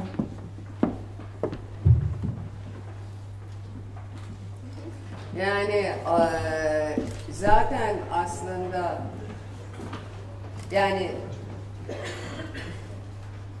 Churchill'e demokrasi hakkında ne düşünüyorsunuz demiş, biliyorsunuzdur ilk fıkrayı. Yani Churchill de demiş ki berbat bir sistem ama bildiğimiz en iyi sistem. Yani şimdi zaten demokrasi dediğimiz sistem aslında bakıyorsanız şimdi afyon testler varsa eğer, yani bunlar da şehrin, Atina kentinin gerçekten belgelerin hangilerinin gösterilip hangilerinin gösterilmeyeceğine karar veren memurlar ise eğer, ayrıca zaten eğer biz demostan söz ediyorsak deminin küçük birimi olarak ve zaten bu demosa da zaten seçme ve seçilme hakkına da özgür erkekler dahil ise zaten ortada bir problemimiz var, öyle değil mi? Yani temsili demokrasi dediğimiz şey zaten problemli bir proje. Ama yani bildiğimiz en iyi proje bugüne kadar. Yani benim gönlüm ister ki gerçekten yani hakikaten Sparta'da olduğu gibi ya da başka yerlerde olduğu ya da olmadığı gibi temsili demokrasiye ihtiyacımız kalmasın. Beyefendiye verebilir misiniz? Hocam siz anlatırken bir yandan Nurdan Gülbilek'in Kötü Çocuk Türk diye bir kitabında başkasının, yabancının ölümü diye bir metni vardı, denemesi vardı. Orada da Batı'nın ölüm karşısındaki tavırları, Batı, Maries'in Batı'da ölüm tarihi sanırım. Orada hareketle şöyle özetle özellikle 3. sayfa haberlerinde ki ölen insanların ölüm hadiseleri ve da hikayeleri bir tür başarısızlık ya da bir tür hani vah vah bizim başımıza gelmez, yani başkasının başına, bir yabancının başına gelmiş bir hadise gibi tanımlanmasından bahsediyorum da hem Auschwitz'te hem de başka gösterdiğimiz fotoğraflarda da yani ölü bedenleri, cesetleri görmek bizde sanki bir mesafe, yani başkasının başına gelmiş, benim başıma gelmeyecek. Zaten yeterince de uzak tuttuğumuz için, steril alanda tuttuğumuz için cesetleri gibi bir şey bırakıyor. Bir mesafe var yani aramızda. Acaba diyorum ki, şimdi Ai Weiwei'nin işinden bahsettiniz. Bu da aslında bir mesafe değil mi? Yani oradaki iş gerçekten yeterince bizi o ölüm olgusuna doğrudan bizim ölümle ilgili olan ilişkimizi yakınlaştırıyor mu? O da çünkü bir mekanda belki estetize edilmiş halde bir kapıdan girilen bir müzede olan bir şey olarak, yani cidden kayda değer bir fark yaratıyor mu? Ölülerin fotoğrafları, yüzleri ile Ai Weiwei arasındaki fark cidden bu anlamda kayda değer mi bizi yakınlaştırması açısından? Valla bana sorarsanız çok zor bir soru bu. Çünkü yani birinci bölümde bir şey söylemek isterim. Yani kesinlikle katılıyorum. İsmet Özel'in bir şiiri vardır. Başkasının ölümü en gizli mesleğidir hepimizin. Yani bir yandan da hakikaten de röntgenciyizdir başkalarının ölümü konusunda. Çünkü bir günün birinde bizler öleceğizdir. Doğru. Dediğinize katılıyorum. Yani az önce verdiğim yanıtı vermek zorundayım. Yani Christian Boltanski'nin mesela 1990'da yaptığı, yani az önceki o demokrasi yanıtını, yani bildiğimiz en iyisi bu diye bir yanıt vermek istiyor işçim bir yandan. Yani evet, daha iyisi olabilir, daha başka şeyler olabilir fakat bildiğimiz bugüne kadar yaptığımız en iyisi bu gibi sanki bir yandan. Ama bir yandan da şunu söylemek zorundayım. Ai Weiwei konusunda haklısınız. Ai Weiwei, yani mesela Christian Boltanski'nin vuruculuğuna sahip olduğunu onu düşünmüyorum. Yani hakikaten Christian Boltanski'nin o şeylerini gördüğünüzde, yani o kıyafetlerini gördüğünüzde ve Auschwitz'i bildiğinizde, yani Auschwitz'teki o temsil mekanizmasını bildiğinizde, yani o dişler, gözler, şunlar, hakikaten yani Dolmabahçe Sarayı'nın karşısındaki duvardaki Atatürk fotoğrafları gibi. Tümüyle yani irkiliyorsunuz. Yani irkiliyorsunuz çünkü nasıl olabilir böyle bir şey diye irkiliyorsunuz işin aslına bakarsanız. Şimdi Ai Weiwei'de böyle bir ona oradan bir parça yok desem yalan olur. Yani doğru oradan, fakat diğer yandan yani o sırt çantasının fotoğrafları ve o sırt çantası, yani o ölenli çocukları anıp dikmemek, onları anmak için sırt çantası bana yine de daha anarşi ve daha iyi bir şey gibi geliyor. Yani çünkü sırt çantası, yani hakikaten o çocuğun bedenine dokunmuş, o çocuğun bedeninin dokunuşunun izini sürüyor, onu temsil etmiyor. Yani onu hakikaten onun bedenine dokunmuş bir şey olarak onun izini sürüyor. Şimdi diğerlerinin hepsinde bir de şöyle de bir şey var. Yani aslına bakıyorsanız, yani beden, yani bütün bunlar ceset. Şimdi beden de öyle bir şey ki aslına bakıyorsanız, yani bunu nasıl tam ifade edeceğimi, doğru ifade edeceğimi bilmiyorum. Felsefecilerin büyük bir çoğunluğu, işin aslına bakıyorsanız, bedensiz. 19. yüzyıla kadar bunlar bedensiz. bütün bu cesetler aslında ölmüş insan bedenleri, yaşamış, bunlar beden, bizler bedeniz. Ben şimdi konuşuyorum ama benim bedenim var. Yani kendini beden, dans ettiğinizde, oyunculuk yaptığınızda, tiyatro yaptığınızda, tiyatrocu olarak sahneye çıktığınızda, yani ne yapıyorsunuz tiyatrocu olarak sahneye çıktığınızda? Kendi bedeninizde başka bedenleri oynatıyorsunuz. Kendiniz bedeninizle ortaya koyduğunuz bir şey. Şimdi kendinizi öldüğünüz zaman kendi bedeninizle, yaşarken de kendi bedeninizle ortaya koyuyorsunuz. Şimdi 2013 senesinde Mayıs'ında polisle barikatlarda çatışırken aslında kendinizi bedeninizle ortaya koyuyorsunuz. O yani sadece zihinsel bir etkinlik değil, bedensel olarak biz oradayız. Şimdi dolayısıyla bedenin izini sürmek, bedeni temsil etmemek orada. Yani o Atatürk fotoğrafları gibi fotoğraflarla.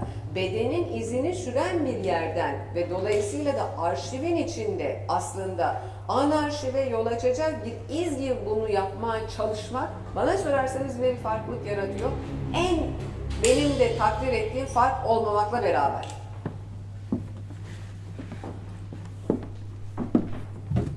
Ben şöyle bir şey sormak istiyorum. Bu anarşi meselesini rastgele bir şeyleri bir araya toplayıp arşivlemekten farklı bir şey gibi anladım.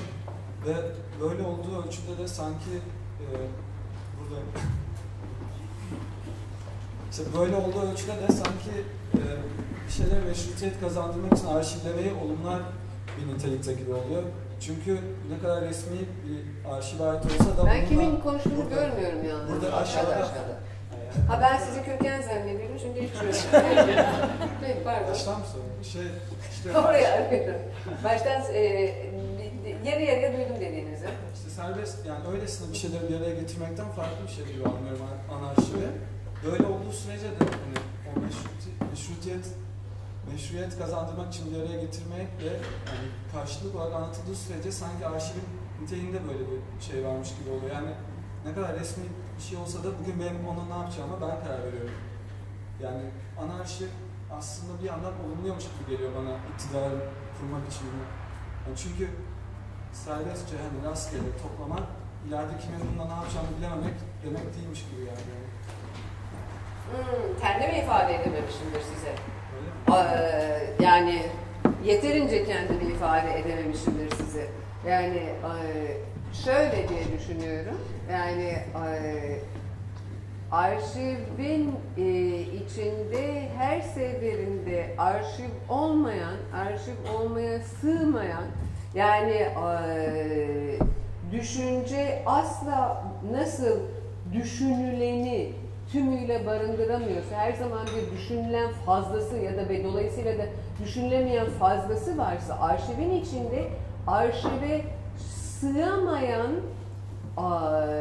arşivin oluşumuna yol açan ama arşive sığmayan o marj gibi geliyor bana anarşi. Şunlar güzel laflar da şunu söylemeye çalışıyorum.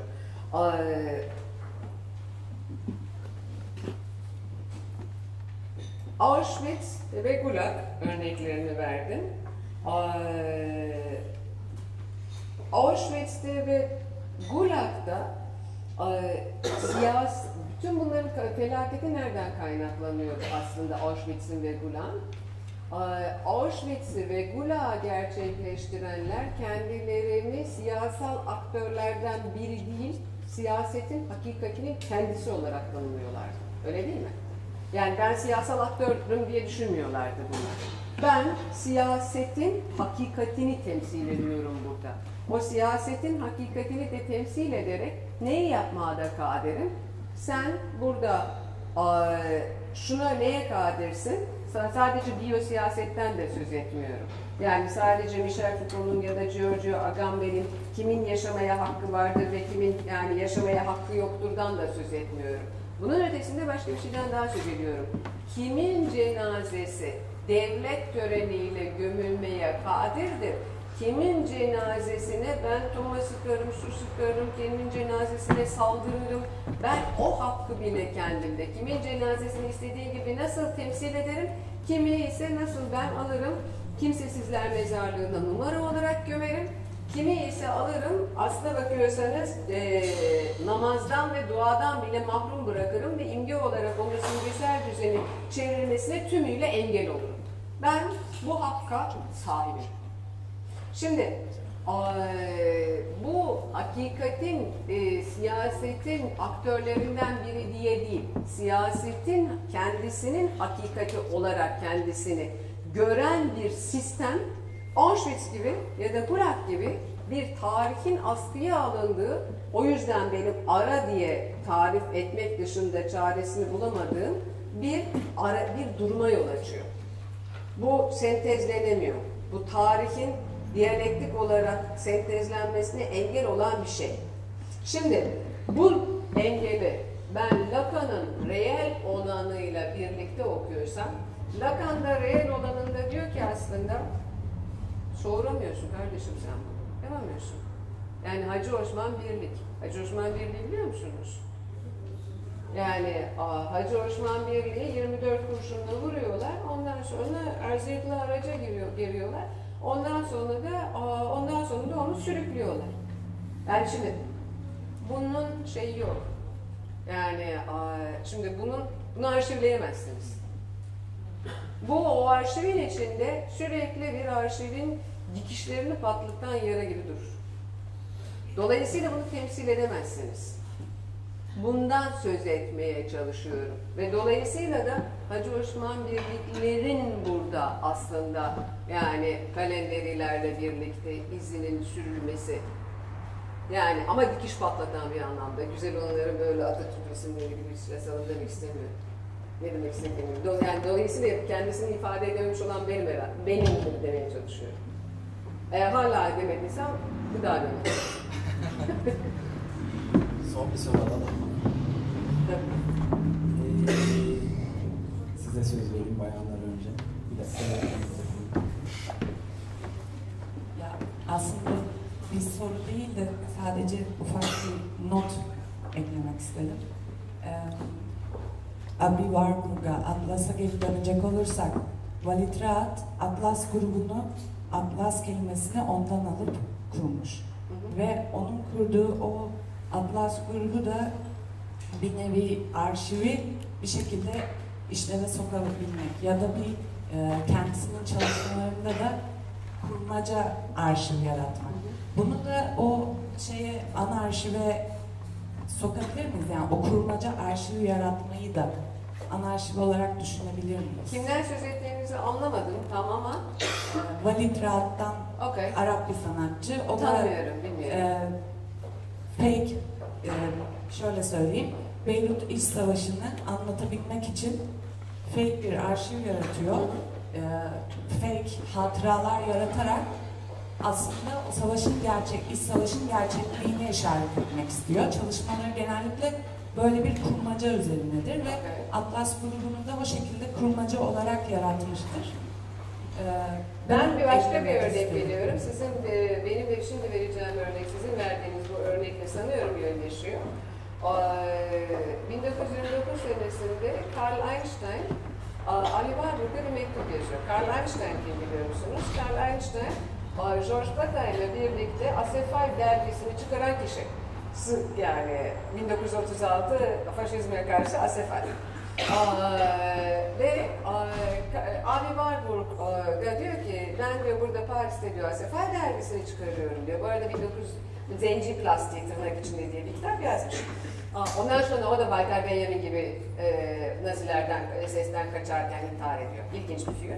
Her neyse, ondan sonra diyor ki 1929 senesinde Abi Warburg'a yazıyor, bak biz burada Paris'te Asefal grubu, sen orada Hamburg'da Abi Warburg Enstitüsü, birlikte çalışalım. Asla gerçekleşmiyor çünkü Abi Warburg ölüyor. Neyse, seneler sonra, çok uzun yıllar sonra, 2015 senesinde isminin de Svetlana bilmem kim, tam hatırlamıyorum. İsminin de aslında kurmaca olduğu rivayet edilen bir kadın, çünkü Homer nasıldı yani aslında bir yazarlar grubu ise bunun da bir yazarlar, bir küratörler grubu olduğunu düşünüyor. Abi Warburg'la Karl Einstein'ın asla gerçekleşmemiş olan hareket işbirliğinin sergisini düzenliyor. Ama sergi de asla düzenlenmiyor. Dolayısıyla asla düzenlenmemiş olan serginin kataloğunu basıyor. Kesinlikle o zaman aynı şey. Evet, bu öyle bir şey. Çok teşekkür ederiz. Ben teşekkür ederim. Size geldiğiniz için de teşekkür ederiz.